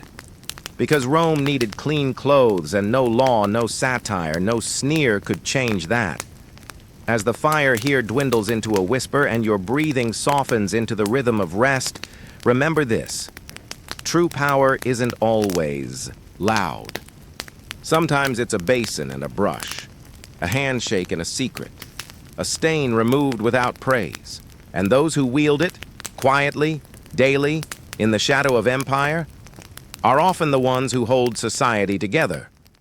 Tomorrow night, we'll explore what society thought of them, how these workers with their dirty hands and rich pockets were seen through the eyes of Roman poets and passers-by. Good night, dear listener, and may your dreams be bound not by status but by skill. Tonight, as the snow settles quietly on the roof and the fire hums its final glow, I want to shift our gaze. We've walked the alleys of Rome, stepped into vats, and watched garments go from filth to brilliance. But now let's ask a harder question. What did the people of Rome, the ordinary citizen, the poet, the politician, really think of those who worked with urine?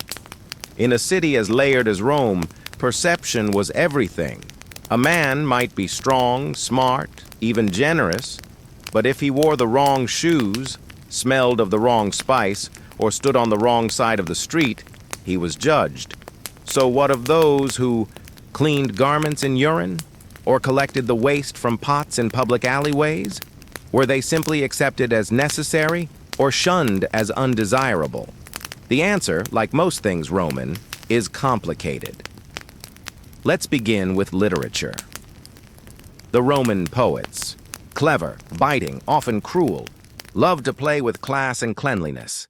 Catullus, one of the sharpest tongues of the late Republic, famously mocked a man named Ignatius for his unnaturally white teeth. The implication? Ignatius must be rinsing with Spanish urine, a known cosmetic trick. The insult landed because everyone in Rome understood two things.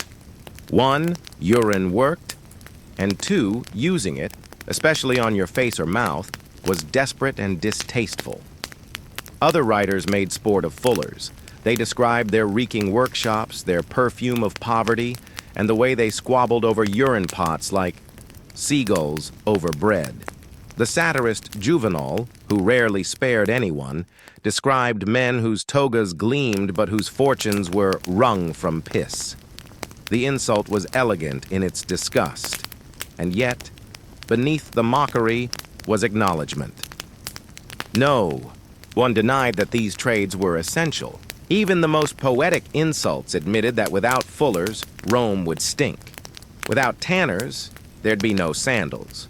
Without urine collectors, filth would pool in the streets. This created a strange tension, a society that looked down on these workers while simultaneously leaning on them. It was a kind of invisible dependence, like a nobleman scolding his cook, then licking the plate clean. So how were urine workers treated in daily life? If you were a collector, one of the men who carried sloshing buckets from public pots to laundries, you were likely ignored or avoided. People stepped aside as you passed. You might be barred from temples during rituals or refused service at certain taverns. But you weren't attacked. You were tolerated. Like a thunderstorm, unpleasant, but expected. Fullers had a slightly different experience. Their social rank was higher. They were craftsmen after all. Some owned shops, employed workers, paid taxes, but they still operated in the shadow of the smell. Even wealthy fullers couldn't escape the whisper that their money came from unwashed hands. A dinner guest might hesitate to sit beside them. A senator might accept their donation, but not shake their hand. And yet, stories survive of exceptional fullers who defied these perceptions. In Pompeii, inscriptions praise certain Fullonica, owners who sponsored festivals and repaired roads. Their names appear alongside merchants and builders, not as equals perhaps, but as contributors. One man, Marcus Vasonius Primus, donated a public water basin. His trade? Laundry. Another, in Ostia, funded a marble bench in honor of his late wife. His fortune? From fulling. These men were not mocked. They were remembered. It's important to note that Romans respected success no matter how it smelled. Wealth could cleanse reputation, or at least smother it beneath stone carvings and public gifts. So while the average urine worker may have faced snubs or side eyes, those who built empires from piss found a kind of reluctant admiration. There was also a practical side to public perception. Most Romans simply didn't have the luxury of disgust. They needed clean clothes. They needed dyed fabrics, soft leather, and shoes that didn't rot. So even if they wrinkled their noses at a fuller, they still paid him. Even if they stepped away from a urine collector, they still depended on him. This created a quiet, ongoing negotiation, social distance balanced by economic need. And then there were the children. Children of fullers or collectors often grew up in the trade, sweeping floors, carrying cloth, fetching tools. They absorbed the stigma. At school, they might be teased. "Does your father wash his face with pee?" they'd hear. But they also saw the other side. The coin jars filling slowly. The apprentices begging to learn. The client who bowed a little lower after a toga came back whiter than expected. By the second generation, many families had climbed higher. Their children left the vats behind, learned to read, bought nicer tunics, and by the third generation the past was just a whisper, a joke at a dinner party. My grandfather ran a Fullonica, you know. Laughter, a sip of wine. Can you imagine? And yet, that Fullonica had paid for the wine. So, were urine workers respected? Not exactly. They were ridiculed, sidelined, sometimes avoided. But they were also needed, paid, and occasionally, when wealth and humility aligned, admired. In many ways, they lived in a space Rome understood well, essential, but unspeakable, like the sewer, like the gravedigger, like the slave who bathed the nobleman, always close, never fully seen. As the fire here fades to a red hush and your thoughts drift toward sleep, remember this. Respect is not always loud. It doesn't always wear robes or sit on marble chairs. Sometimes it walks behind you, bucket in hand, carrying the weight of a world that would rather not notice, but cannot live without it. Tomorrow night, we'll travel to a final curiosity, the collapse. When the Fullonica fell silent, the vats dried up, and the clean white togas disappeared. Good night, dear listener, and may your dreams be honest, even if slightly pungent. Tonight, as the snow drapes the trees like forgotten togas and the fire burns low into quiet memory, I want to take you to the edge of an era. We've walked the alleys of ancient Rome, met the fullers, the collectors, the guilds. We've smelled the stink and seen the shine. But now, the vats are empty. The sandals are cracked. The workshops are still. Tonight we listen to the silence. There was a time when every Roman street echoed with the splash of water, the stomp of feet, the creak of pressing frames. Fullonica buzzed with labor. Urine flowed like an invisible currency. Collected, poured, stirred, and soaked. Garments gleamed, coins clinked. The city was alive with the rhythm of cleanliness. But no rhythm lasts forever. The fall didn't happen all at once. It began, as many things did in Rome, with disruption. Invasions, economic collapse, plagues, shifting borders. The empire that had stretched from Britannia to Egypt began to fracture. The flow of goods slowed. The roadways cracked. And with them, so did the systems that relied on routine. The urine trade, once regulated and taxed, became harder to manage. Fullers who depended on regular shipments of fresh waste began missing deliveries. Guilds that once set prices found their members scattered, conscripted, or starving. The clients themselves, the wealthy, the powerful, the white-robed, were no longer paying. Their villas were burned, their estates seized. Their need for a brighter toga vanished. And then came something subtler, but just as final, a change in culture. As Rome weakened, the world changed its clothes, literally. The elaborate toga, with its demands for whiteness and symbolism, began to fade from fashion. In its place came simpler garments, tunics, cloaks, woolen shifts, practical, earthy, easier to wash and wear. The obsession with pristine white gave way to something more utilitarian. People no longer needed to stomp garments in vats of urine. They could scrub their tunic in a stream and hang it on a bush to dry. The age of urine was ending, and then came Christianity. With it came new ideas of purity, not of garments, but of spirit. To bathe the body was still seen as necessary, but to obsess over outward cleanliness, that became vanity. Many early Christians frowned upon the extravagant self-care of the Roman elite, and with this new faith came new taboos. Urine, once treated as a resource, became a symbol of filth, not a tool, but something to avoid, to cast out, to bury. Tanners and fullers, already marginalized, now became associated with uncleanness, not just physically, but morally. In some early Christian texts, they are mentioned alongside executioners and gravediggers, not because of crime, but because of contact with bodily fluids. Work once seen as indispensable was now seen as impure. By the 5th century, Philoniki had closed. The great laundry of Pompeii had been buried by Vesuvius long before. In Ostia, the stone vats remained, but weeds grew between them. In Rome itself, some workshops were repurposed, turned into stables, kitchens, or abandoned altogether. And yet, echoes remained. In certain villages, older women still passed down the trick of soaking wool in stale urine before dyeing. Tanners in Gaul still used animal urine to soften hides. And in the quieter corners of Europe, the knowledge didn't vanish.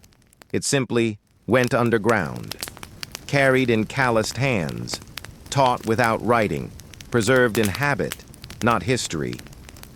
Today, when archaeologists unearth a Philoniki, they find the stone vats, the drainage grooves, the faint traces of ammonia in soil samples. They walk where men once stomped. They touch the walls where steam once rose. And in that silence, they hear the rhythm again, faint, but still beating. And sometimes, they find graffiti, a name scratched into stone, a foot carved beside a launderer's basin, a crude joke about cleaning senators with piss. These are the final whispers of a trade that served an empire and vanished when the empire no longer needed to be clean.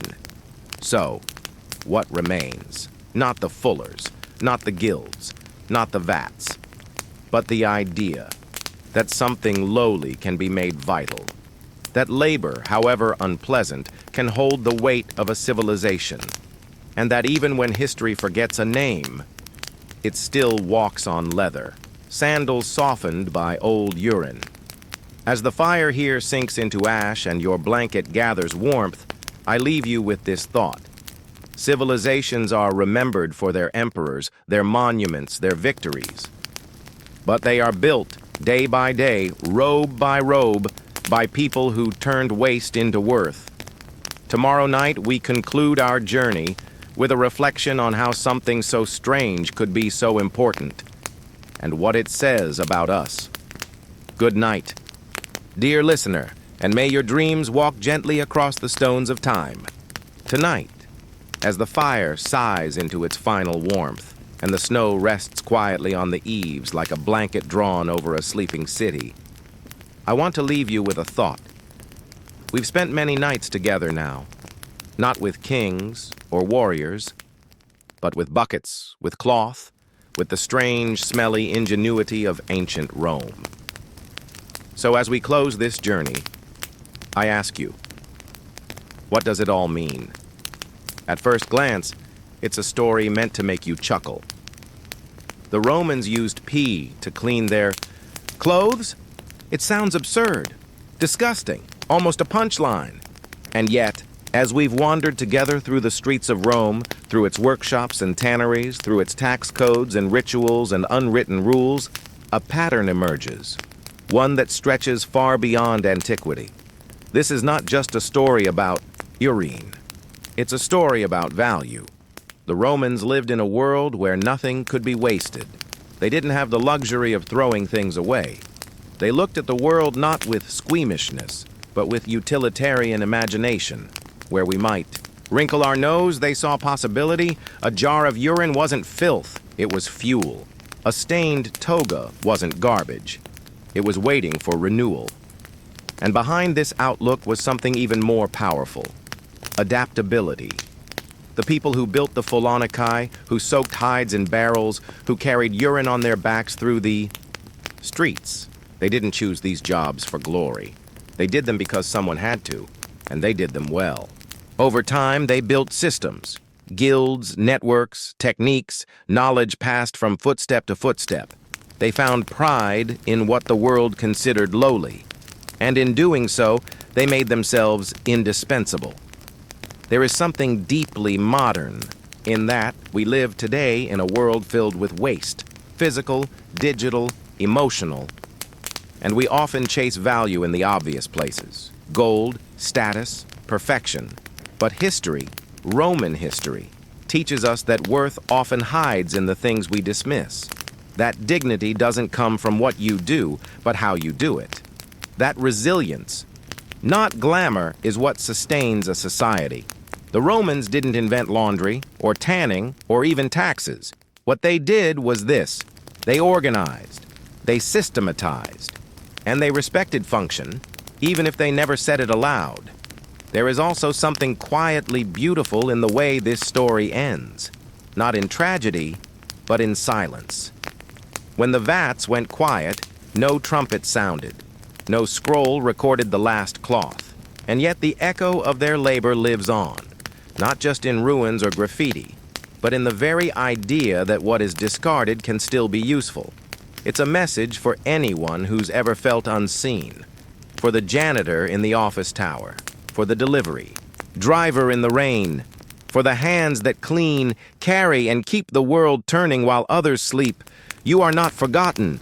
You are Rome's heirs. And if the empire could be built in part by people stomping in fermented urine, then surely anything is possible, if we only learn to look differently.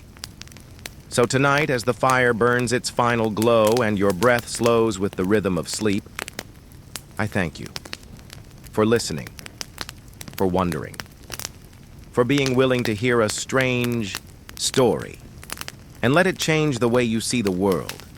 Because in the end, that's what history is for. Not to make us laugh, though it often does, not to make us proud, though it sometimes can, but to remind us that the past was human, messy, clever, and stubborn, just like us, and maybe, just maybe, that's enough. Good night, dear listener. Thank you for 20 nights of curiosity, and may your dreams be full, not of kings and castles, but of vats and hands and quiet dignity.